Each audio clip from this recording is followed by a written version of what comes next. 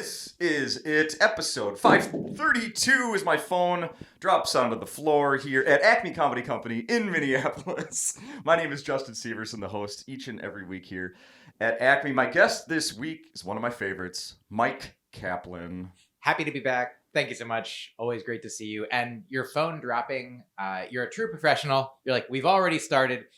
We've been going for a second and a half. We don't have time to take it again. I've already written down officially. I did the clap. Like, we are rolling. It reminds me, do you know there's a comedian named Lord Corrette?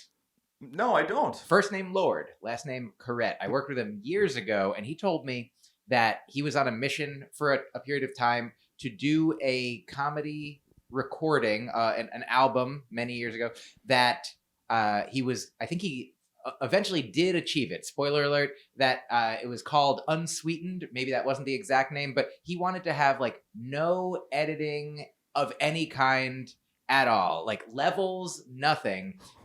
He had one take where he got the show completely, except for, I think at the very beginning, he like pulls the microphone out of the stand and it makes like a loud popping sound that would not be okay in a recording in people's ears.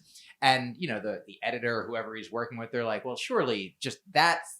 And he's like, nope, that is... I would have to stay in if we did it. We're going to do it again. Get another one. And many years later, they got it. And many years later, I still haven't heard of this guy. So maybe that's why. I don't know. He's wonderful. He's hilarious. I don't know where he is these days, but I wish him well and hope he gets here soon. He just called and asked for a guest set tonight. I would welcome it. I'd be happy to see him.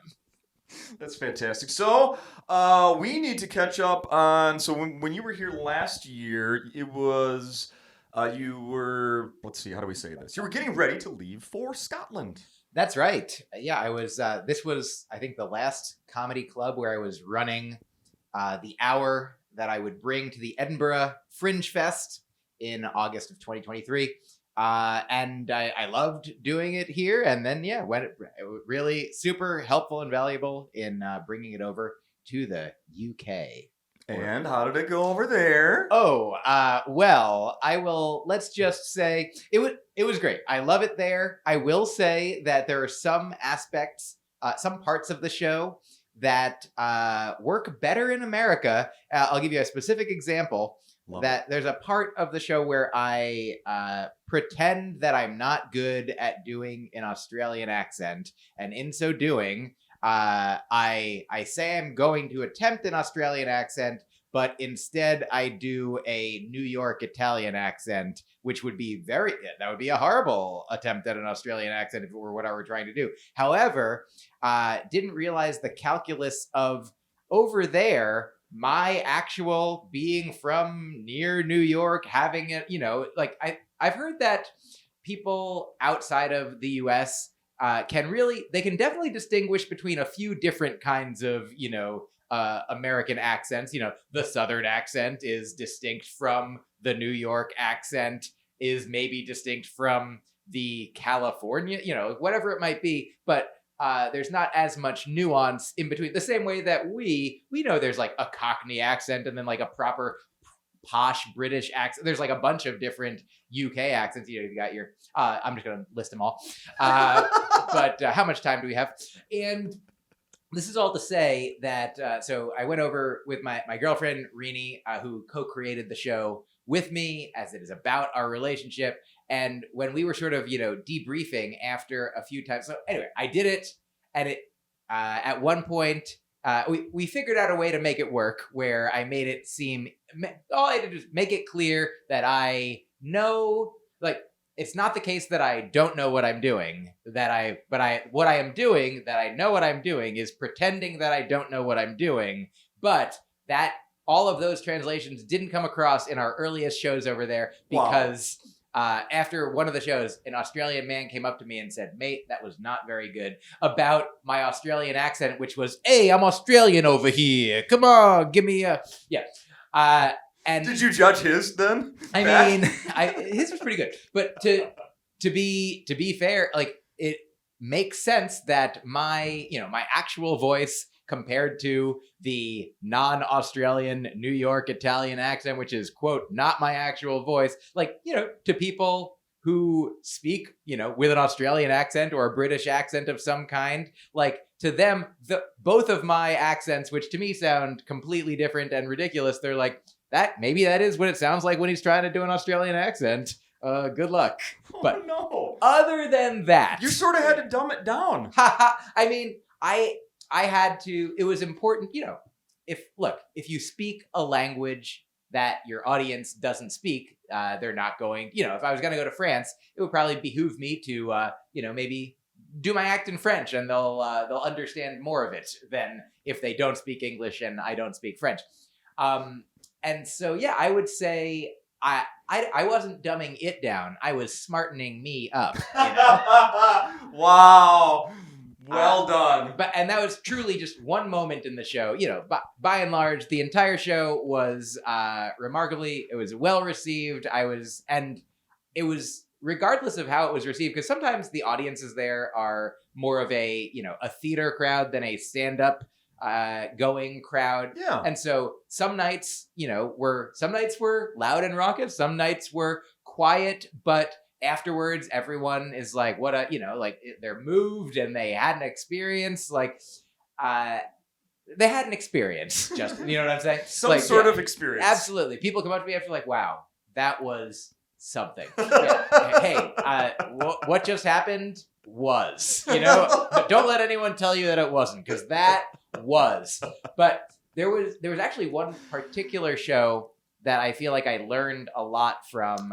It was one of the maybe I think the biggest audience that we had, and also the crowd got a little quieter at times, and I didn't even know that it was a sold out crowd because the lights are in my face and I'm backstage before I come out. Sure. And but I found out later, I'm like, oh wow, it was completely sold out, and on the quieter side. And so I felt that the thing that I learned after and talking with my girlfriend, sort of debriefing afterwards, is that sometimes I forget that I am an important variable in the equation of how the show goes, by which I mean, of course, I'm doing the show. I'm doing the show all the time. And my goal is to, especially with a show that I was over there doing the exact same hour, 25, 26, 27 days in a row. And, ideally not, just phoning it in, not just, going on autopilot, but truly, being in the moment and in some ways being more like an actor than I normally am, where the part is me and, the part is me excited about the stuff I'm saying, and present with it. But so sometimes, since I've been doing the show for several years and it really feels like it's, pretty close to locked in place and optimally ready to record this year as a special, there is a possibility, when I'm compared to when I'm doing a set full of new experimental things, making discoveries and riffing and being oh wow, look, I'm enjoying finding what I just said, just like the audience is, and that's a beautiful communion of a kind. But the other side, the fully curated, honed, the symphonic masterpiece of the set, the well orchestrated, you go see a Stephen Wright show, and you could see him in 2 different cities, and it'll be 90 minutes of seemingly random jokes, but all in the same order, in the same way, planned and honed, and so I had this idea going into Edinburgh. I'm I know what the show is. This is the show. I'm presenting the show. And so on this one particular night, I have this idea, either people they're gonna love the show, or they're gonna feel however they feel about the show. I'm gonna present the show, and then it's up to them. But after that night, I realized, it's not as much a binary as that. It's much more of a spectrum that, there's a way that an audience, any given audience, could love the show based on what I'm doing specifically that night, in the confines, in the imprisonment, in the trapped within the walls of my own making, that I love. Love being trapped in the walls of my own making. And yeah, you try it. There's an album title. Yeah, build yourself a house, your walls of your own making. And that would be a good album title. And anyway, I feel like, I've been doing comedy for more than 20 years. And it's always good to be like relearning these lessons. Like, it's important to what resulted after. I think there was like a week's worth of shows after that. And every show that I did after that, I sweat through my shirt.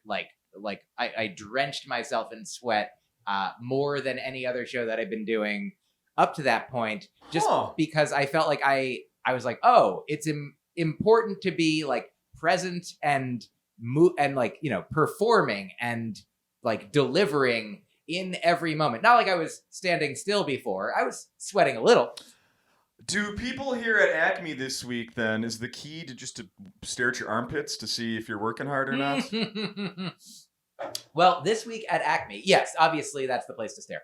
I'll answer your question face value. Number one, 100%, yes, of course. Look at my armpits. I have gotten perhaps a better deodorant than I had over there. Who can say? So there's a lot of variables. There's no one size fits all way to enjoy a Myq Kaplan comedy show. But one way is to stare at my armpits and imagine, But I will say that this week, so I remember, last time I was here, we talked about how the show that I was doing then, it was this, completed work, this curated show. Mm-hmm. And the time before that, I think the summer previous, I had some notes and I was like, I have a lot of things that I want to get through. This week is more like that. I have a bunch of more, a few weeks ago when I was like, my goal is to be recording a new hour of comedy or as close to an hour, whatever it is. I'm recording a new album, a new chunk of material this week while I'm here, like stuff that has never been recorded before, never been released, just jokes that some of them I've, done for years, but just have never fit into an hour. Sure. Some that are newer and I'm excited to get down. When Todd Barry's first album came out, I think it's called Medium Energy, and like his opening track is about how he's like something like this is an album full of jokes that I've been doing for years and I'm sick of, and a few that are new and I'm excited about and aren't ready and I shouldn't be recording them, And so I'd say this is, a version of that where, they're all the ones that get recorded and released. Those are the ones that are ready to be recorded. But some of them are like ideas that are still, like finding new sprouts, new branches, new growth. Sure. And some I'm like, oh yeah, this is this one. Here is this one. Enjoy. But I do, I will come out with a notebook that has our syllabus in it, and I will share at the top of the show like the general topics to be discussed, and at the end make sure that I did hit them all, which I will have not, because I did find myself halfway through my set last night and I'm like, we're on, page 1/4 of a page out of 2, but a few weeks ago, I remember thinking like, I don't know how much new stuff I even have. I'm like, I think I've got a half hour. I'm sure I've got a half hour of news. I've got this one and this one and this one and this one. And I've got those, and we'll see what else we have. But I did a warm-up show for in the run-up to this last week in New York City at a wonderful comedy club I love called QED. Saturday afternoon show. People came out. I feel like an afternoon show is underrated. And perhaps I'm showing my age and just the desire to, not to just to be at home or get to bed early or whatever it might be, but to have a sense of accomplishment earlier in the day. Yes! I'm in. Leave your house, come back home. Like, look, you did a thing at 3 p.m. and you did it. You did a task, a job, an adventure. You had an experience. I like it. It was something. I like it. They show movies during the day? Yes. Right? Absolutely. Yes. I mean, I don't, Doug Benson does his 420 shows. That makes a lot of sense. Well, yes. Shane Moss, I was on tour with earlier last year, and he sometimes will just come, like, comedy club's doing something at night. He's like, I'll get people to come out during the day, Oh, yeah. And anyway, I did that show last week in preparation for coming here to record this week. And I didn't get through. I did an hour or a little more, and I didn't get through all the stuff. And I'm like, well, I guess there's always. And it's interesting. I think about sometimes like, well, maybe I'll save this for like another future hour about like that, a cohesive thing. Like there's a chunk I have about meditation, and I'm like, I've got some other jokes about Buddhism and spirituality and religion. Like maybe that will all be like of an ilk, for one full more thematic hour later. And I was like, well, I mean, it's done now, and I want to share it, and I'll probably keep making more jokes later. Also, like I'm acting like I'm running out, but I'm running in, and I'm running on. I'm like a sentence. So yeah, this is all to say, I learned a valuable lesson in Edinburgh, that it's important for me to, do the job of comedian in order for sometimes like if I'm always doing something. But I feel like, I give myself a better grade since having that experience, where I gave myself a, could be improved, could be living up to his potential, could be improving and expanding his potential. This is all to say, this week, if you come to the shows at Acme, yes, look at my armpits, but also listen to my voice and the things that I'm saying, because these are, sometimes I will be, like I said things last night at the first show that have never been said before, might never be said again. That makes it so fun. And that'll be happening all week as I continue to, I think I've talked to you about the blooming and the pruning phases of my comedy creation, terms coined by Rini, my beloved girlfriend. And so I feel like that process is happening even in this given week. Like I prepared, I wrote out a set list, a syllabus, a menu of jokes before going into last night. And then today I listened back and I noted how long everything took and what jokes I didn't get to that I wanted to get to that I'd like to throw in tonight. Be like, what things will I condense or extract? Like what went perfectly last night and I don't have to do it again at all, or what most of it, I'm sure. Yeah, absolutely. Don't have to do anything. Brand new show came last night, come again tonight. But it's so now it's like, a miniature, a microcosm of the blooming and pruning as well. I'm gonna prune part of that M and make it an N. And so nice. Normally the blooming and pruning happens over the course of, months and years, but it's also happening in the, what's the opposite of slow motion? Fast motion. Minutes and seconds. I want to hop in and tell you that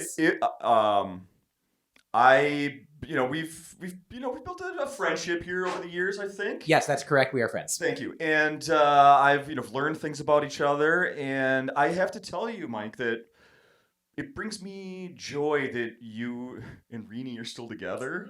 And I have to tell you that this pressure's on. This relationship, if it can't ever go south, because there's some people invested in this, including me. I appreciate that. And I mean, look.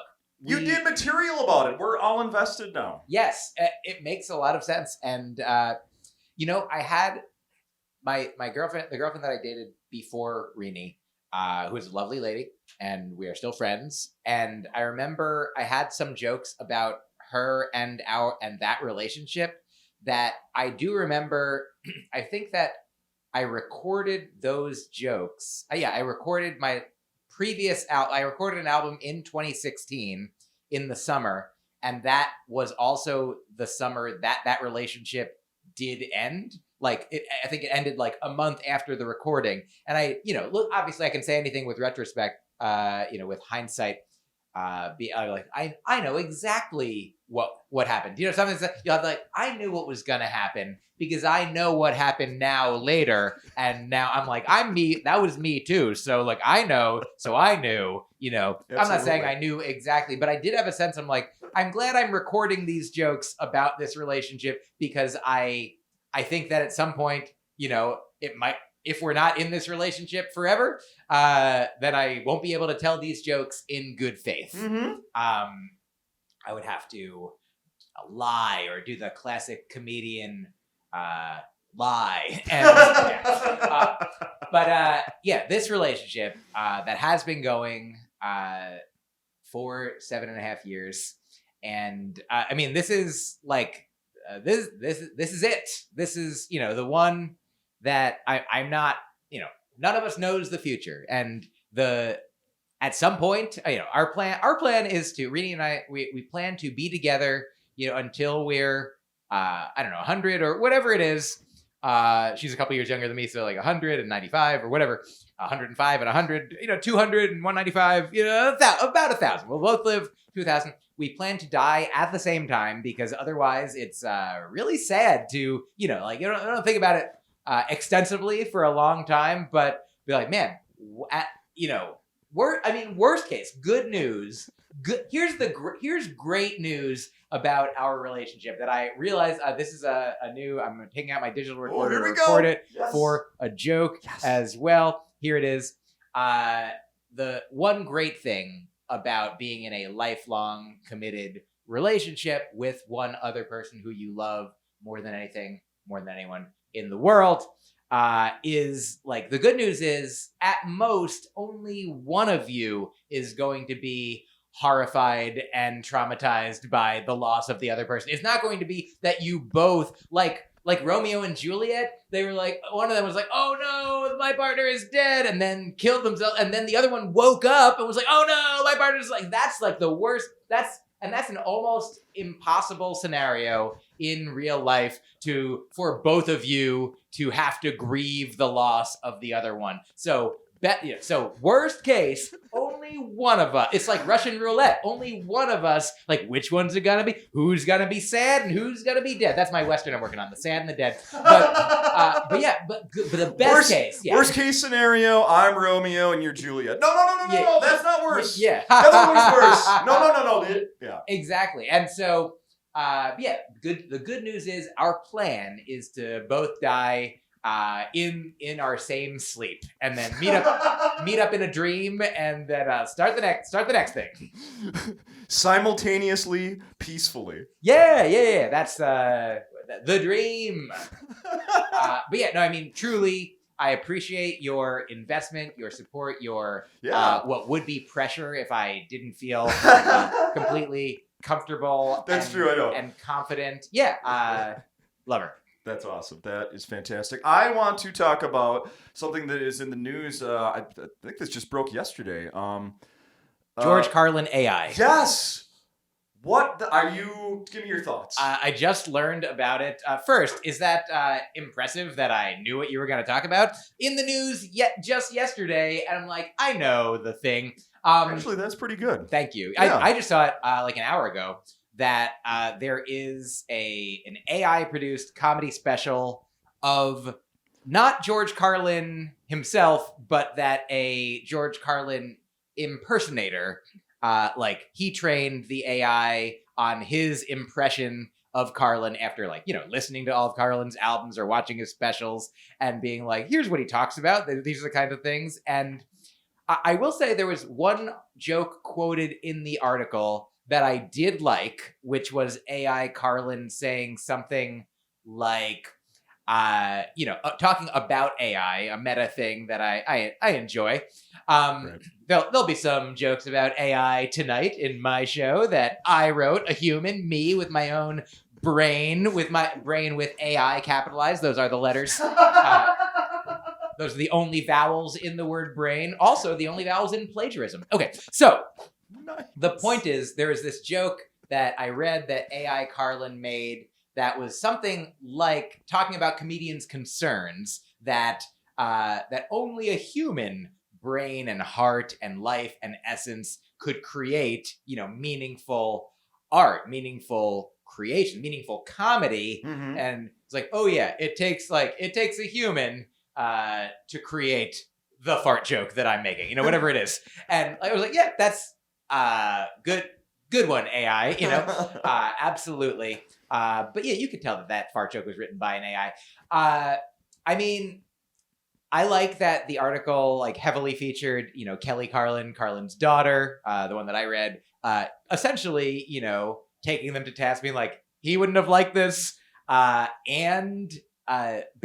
which, as close to like, unless you're going right to the source, being like, imagine asking AI Carlin, hey, do you like the idea of AI Carlin? Or asking Carlin himself, which we can't do, but asking, a person who was made of, person who is literally half George Carlin, and who knew him possibly the best, being like, he wouldn't like it. And she's like, if you want to listen to him, he's got like, who out there has taken in all of the George Carlin? I love George Carlin, and I think I haven't. I mean, he has 14 specials, however many albums, books, and interviews. Like, there's a lot. It's like Tupac, like you constantly, even though he's dead, there's probably new actual Carlin material for you for as long as you want it. Mm-hmm.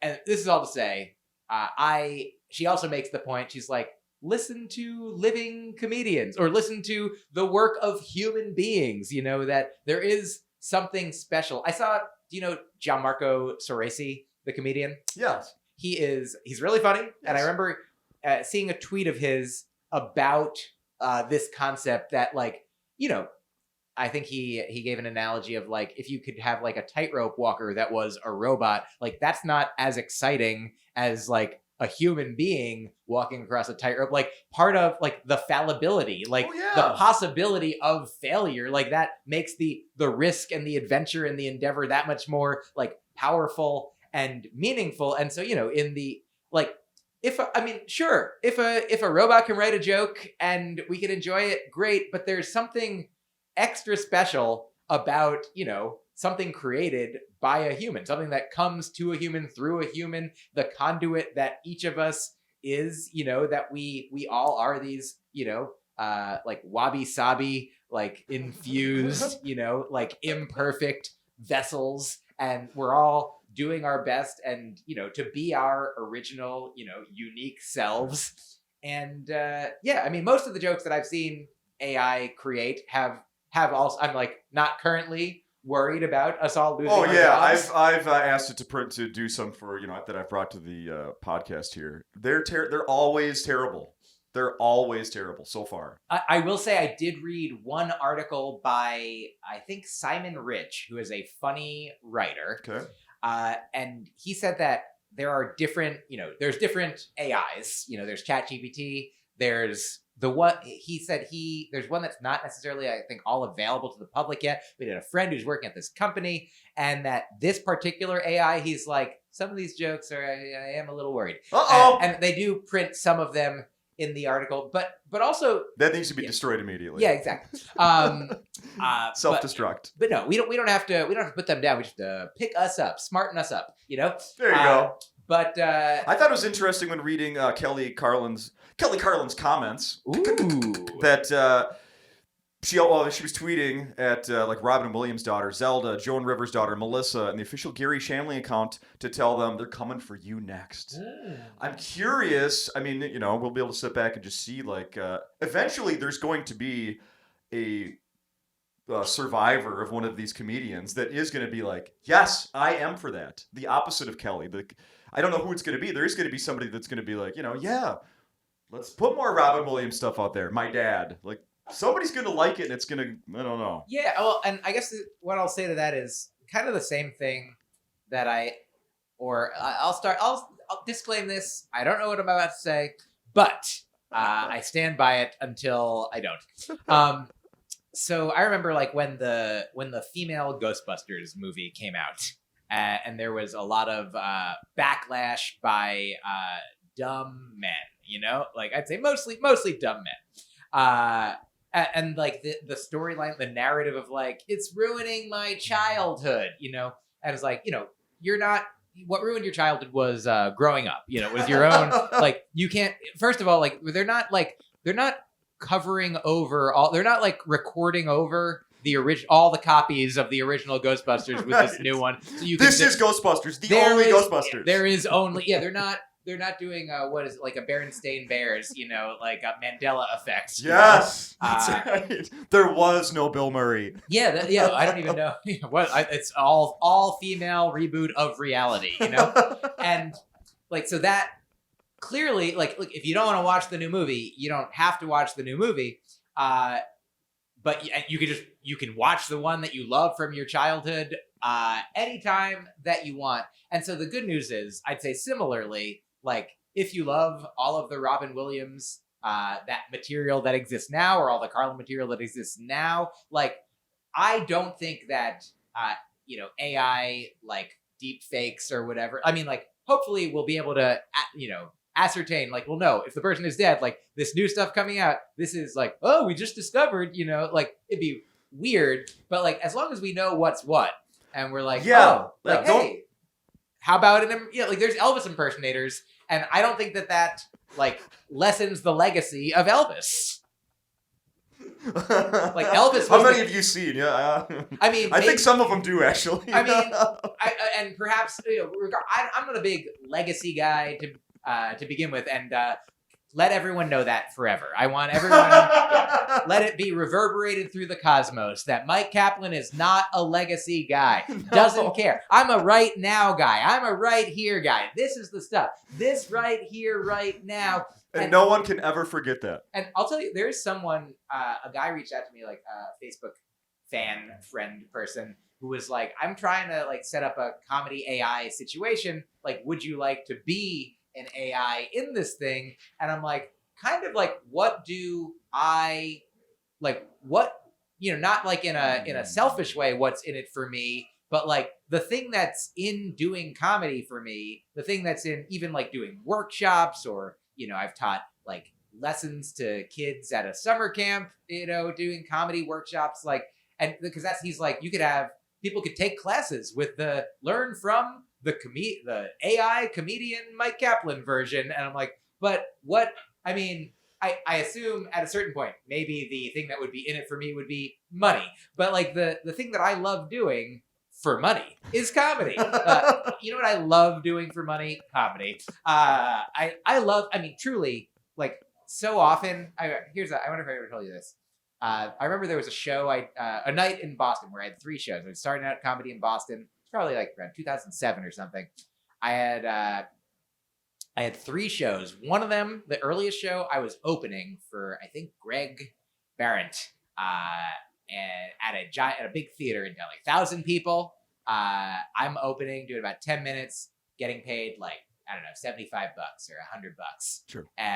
And then the next show I did, I was featuring. I was in the middle spot. I wasn't the opening act. I wasn't the headliner, and I was probably getting like $50, to do 20 minutes. So I was like, more time, but less money, whatever it is. And then the final show, I was headlining a free show. I was doing, a half hour and getting nothing. But here's the thing is, I mean, they were all fun. I love doing all the shows, but the show that was the free show of me headlining was like the most fun, in part because I like felt the most free. I could do whatever I want. I mean, I could do whatever I want all the time. But sometimes when you're hired to do a gig for more money, you're like, well, now I feel an obligation to provide them the service that they're paying for. Yeah. Suckers, and so I feel like, I love the thing that I love about doing comedy. The point is like the creation of it, the discovery, like be it off stage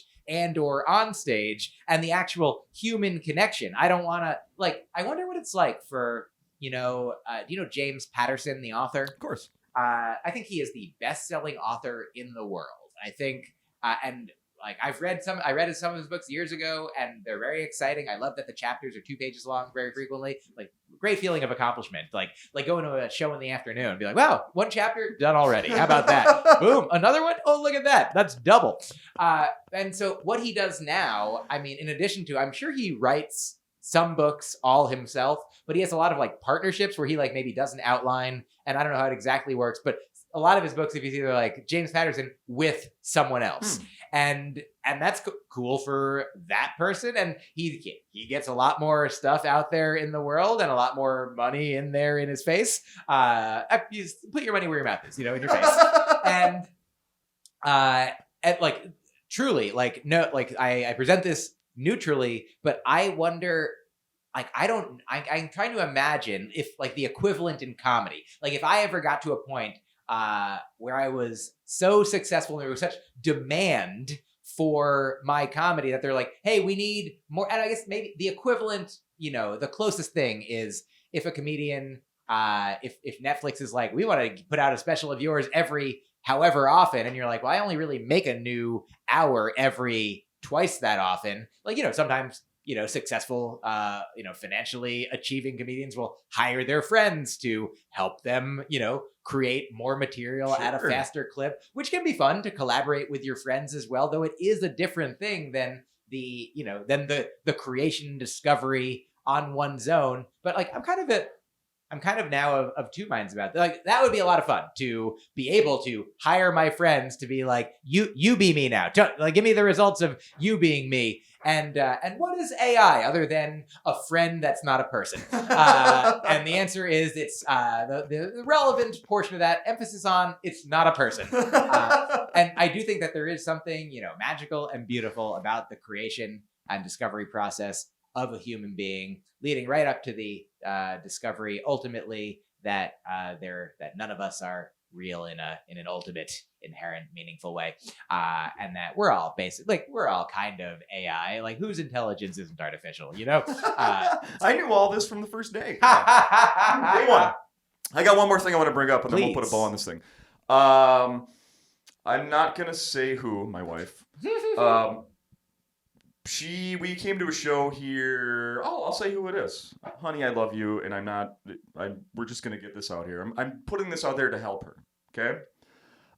We saw Jimmy Pardo here. Love Jimmy Pardo, and let me say, look, I'm really invested in your marriage, and I hope it survives whatever's about to happen. Jimmy Pardo, a delight. Can I tell you a quick Jimmy Pardo thing? Sure. His podcast, Never Not Funny, I've been fortunate enough to do a few times over the years, and a really fun thing, like, that is different about the way that he does his podcast, and like you do your podcast per se, is like when I came in here, we weren't recording. You were seated. We had a little chit chat back and forth, and we're like, all right, now let's get into it. For his podcast, in the past, I remember the first time I did it, I show up, he's not even there yet. There's like, Matt Belknap is there, and other like producers and people running the show. They're there. Darren. Like, yeah, exactly. So you did your research for my story that we didn't even talk about. I come in there, like, have a seat, check the levels, and then like, right at, showtime, I'm there 5 minutes before, 15 minutes before. Jimmy, like, busts in the door, and he like looks around the room. He's like, all right, that shirt looks weird, and this is something. Okay, let's get on the mic now. Don't miss a moment. Just squeeze out every second. He's like, I'm not gonna waste an instant of the never not funniness. Sure. And I always thought that was in a way like admirable, and also also kind of inhuman in a way. I was gonna say sort of nutty. But yeah, so love Jimmy Pardo. So that's one of the first podcasts I ever listened to back 2011, probably. It's one of the first podcasts. Exactly. Yes, and so we, my wife and I come see him when he comes to town. We never miss it. I've been seeing him for years. My wife has become a fan. But here's what I want to get to. So last time we saw him, got to chat with him after the show, and she says to him, "You're in my top 5." We leave, and she's like, "Why did I say that? That's insulting." Is he insulted? That is wonderful. Is it an insult, Mike, if my wife said to you, Mike, you're my top 5. I think you're so good. I will say that I don't think I would feel insulted. In fact, like Eminem, one of my favorite comedians, in my top 5. Eminem, the hip hop artist, he himself has a song where he puts himself in his own top 5, because he's like, there's Biggie and Tupac, and like, I think that most, I can't speak for Jimmy Pardo, But I bet that Jimmy Pardo could name 5 comedians that he would be, or if he only has to name 4 other comedians that he would, even if he is number 5. What if she was like, you're in my top 5? And just to clarify, you're at the top of it. You're number 1 in my top 5. Yeah. Oh, man, somebody's got to be number 1 in what my a top misdirection. 5. Yeah. Oh, that's great. But so yeah, this is all to say, if Jimmy is like me, which in some ways perhaps he is, and in other ways he's not. Well, let's get him on the horn. I'll speak for myself. If your wife told me that Jimmy was in her top 5, that would not insult me. No. And if I hear that, I just wanted you to know, I love him. So here's 2 little related stories. One is when I was a resident assistant at Boston University when I was starting out doing comedy in grad school there, and there was a fellow RA, a coworker of mine, who was familiar with my comedy, and she told me she's like, I'm a little shy because like you're my second favorite comedian, and I was like, wow. Who's your first favorite comedian? And she said, Jay Leno. And I was like, what an interesting top 2, Wow. And I was like, and who are the other comedians that you know? And she's like, you're the only 2. Anyway, but that part is not true. That last part is an addition just for comedy, but the rest of it is 100% true. This is a bit that I do sometimes. Not this week, it's for a future album, but my mom, throughout the lockdown phase of the pandemic, watched me do a lot of Zoom shows, Instagram live shows, whatever shows she could remotely enjoy. Even a little bit. Yeah, just a bit. And so after, she would see me and a few other comedians, sometimes like my good friend Liz Glazer, sometimes just, comedians who she'd never heard of or met before. But after each one, she would, sometimes we would debrief and she'd be like, here's my new top 5. Number 1, you, Myq Kaplan, my son. Number 2, and then the others would be just like the comedians that were on that show, like last in, first out. Sure. But like, here's a funny thing. We saw Paul Reiser live on my birthday a couple years ago, and he's the first comedian who I ever saw a special of, and it stands up. It's still from 1991. I think it's called 3.5 Blocks from Home, or 6.5 blocks from home. Some number, I don't know how far from home it was, but some number of blocks and a half. And I watched it when I was 13, and I watched it again when I was about 43, and I was like, wow, this is, it's really interesting to see like the kind of connective tissue that I absorbed of like I'm not a comedian that's like Paul Reiser, right, but there are some things that I'm like, if I hadn't seen this special, I think I wouldn't be the exact comedian. Very interesting. Who I am. Anyway, after that, I've seen other comedians with my mom. We've seen Myq Kaplan on Broadway. She had just seen Seinfeld live as well. So she told me after we saw Paul Reiser, new top 5. Number 1, Myq Kaplan. Number 2, Paul Reiser. Zoomed past everyone else. He really rose up the list. He was a riser. Anyway, the point is, number 3. That's not even part of the joke. Don't even worry. That's separate. Number 3, Myq Kaplan, and then she's number 4, a tie, Liz Glazer and Seinfeld. And then she said, now don't spread this around since I've gotten permission. But she said, don't spread this around because I don't want to getting back to Seinfeld that I prefer Paul Reiser. No. And that is now one of my, look, I don't have a lot of life goals. My goal is to do comedy. I get to do it. I'm fortunate. It's my dream. I'm living it. I'm here in this moment. I love it. An additional dream I have is to one day have it get back to Seinfeld that my mom prefers Paul Reiser. Paul, hey, you're in my mom's top 5 with Paul Reiser. Yes. And then I want him on No Laugh Track so I can ask him if that's an insult. I'd love, but truly, yeah, I think, I don't think it is an insult objectively. Yeah. Like, unless you could glean that it was intended that way. I think the intent is clear. The intent is to compliment. Yeah. And so in practice, I think that comes across. And yeah, I think the intent, like the person, like, I want to say a nice thing. Like, and then so many of us have had, oh God, why did I say that thing? Yes. Yeah. It's not what I meant. Yeah, we went through that whole moment. But I will, after this, text Jimmy and ask if he remembers that and seethes about it forever and pass along. I'll tell him, like, she didn't get to finish. You're the top 1 in the top 5. Yeah, I think it's a variation of, I wonder if this is parallel makes sense. Myq Kaplan had a joke long ago that I love and think about every once in a while where he's like, sometimes people ask me if I heard something, and I'll heard of something. They'll be like, "Have you heard of this thing?" And even if I haven't, I'll say like yes. Which whenever I say that, I'm like, it means like I haven't, but I like you. That's what that yes means. Mm-hmm. And so I feel like when someone says anything to someone after enjoying their comedy, like the translation of it is, I like you. You are good. You have entertained me. You are worthwhile. You are valuable. Look, we're all one, so we're all in my top one. How about that? There you go. So for next time, Jimmy, he'll be back within the next year, I'm sure. My wife and I will rehearse.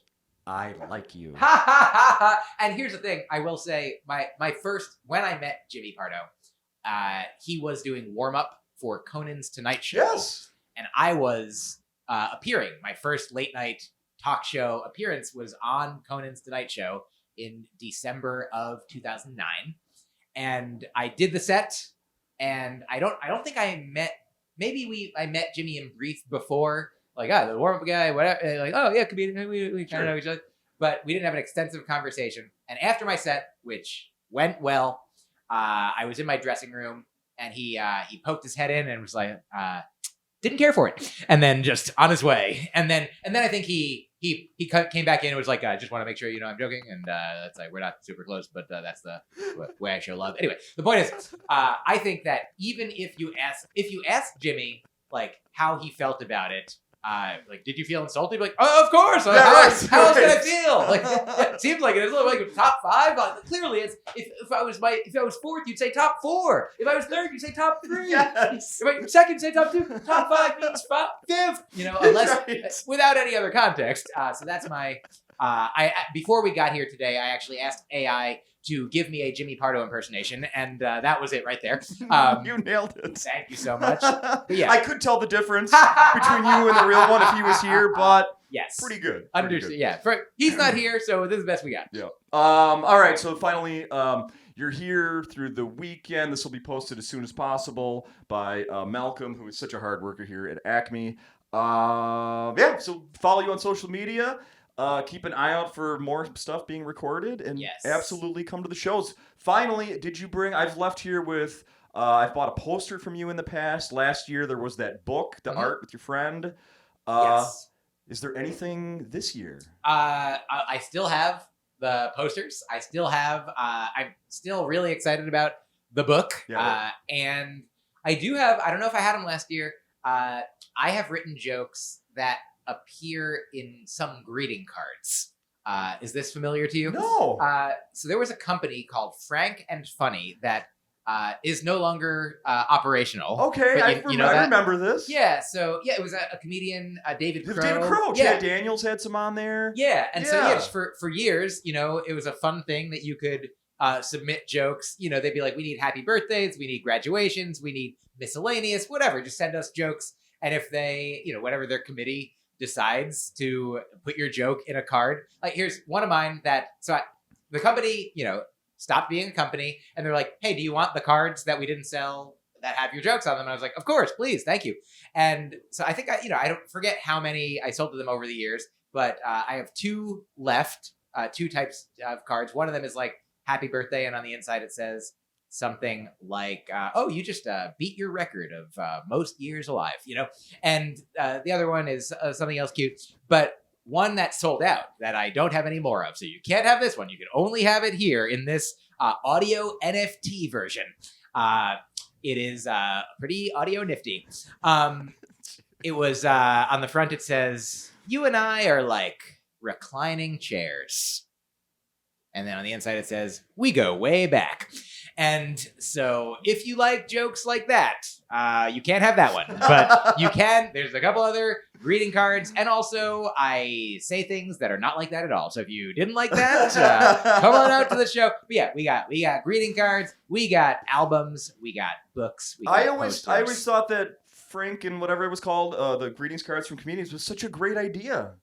Like, why wasn't that in stores? I know I was just kind of sold online. Like, I don't know the whole business thing, but it seems like I'm going to buy the idea, and we're starting it up again. There certainly was a market for it, or maybe there wasn't. Who knows? The company, maybe they achieved their goal. They're like, we sold as many as we wanted to. Capitalism. They're like, we finished. Yeah. Probably. No more necessary. Probably. But yeah, I mean, it was a cool opportunity for comedians, and you know, there are so many like corny cards out there, and I'm responsible for some of them. But you know that there are some comedians like jokes are really like right on for. Oh, perfect. Some are tailor made for the. Yeah, absolutely. Yeah, like Taylor Tomlinson and various other Taylor Connolly is a comedian I started out with, and Taylor Williamson, of course. Yeah, many jokes are tailor made. Mike, you're the best. You never cease to amaze me, even though I love you. I love having you on. I love you. I thank you. And look, when we stop talking, I may cease to amaze you, but I'll start amazing you again pretty soon. Awesome. I'll take a break. I just take a break. You gotta rest. Take a Sabbath here and there. Take a breath. Meditate in the morning. I mean, maybe the fact that I cease to amaze you also continues to amaze you. Probably. Thank you. Thank you.